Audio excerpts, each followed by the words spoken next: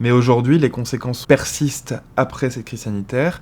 On estime que le nombre de passages aux urgences pour tentative de suicide a augmenté quasiment de 30%. Enfin, c'est quelque chose qui est énorme. Et le nombre d'hospitalisations pour tentative de suicide, depuis la crise sanitaire, en fonction du lieu d'hospitalisation, mais ça peut être entre 70 et plus de 100% d'augmentation. Ce qui est intéressant, c'est que cette augmentation, elle concerne pas tout le monde, elle est assez élective. Et elle concerne surtout les jeunes filles entre 11 et 17 ans.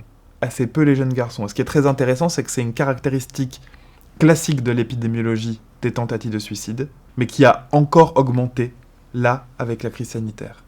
Alors ceci dit, cet effet Covid, il commence à toucher un peu tout le monde. Il a commencé évidemment à toucher plutôt les jeunes. La situation était déjà difficile pour eux, mais en fait toutes les tranches d'âge maintenant sont affectées par une sorte d'effet Covid retardé. Ce qui est probablement intéressant de regarder, c'est cet effet de déliaison sociale que la crise sanitaire a pu générer. C'était un phénomène qu'on observait déjà dans beaucoup de sociétés occidentales liées à nos modèles de construction sociale post-industrielle, essentiellement libérales et assez individualistes. Probablement, il y a eu un effet d'accélération. Initialement, probablement de resserrement du lien social parce qu'il a fallu faire face, mais progressivement, à l'issue de ces crises sanitaires, de déliaison.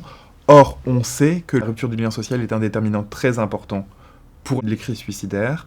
De plus en plus d'études s'alertent du sentiment d'isolement ou de solitude des jeunes aujourd'hui.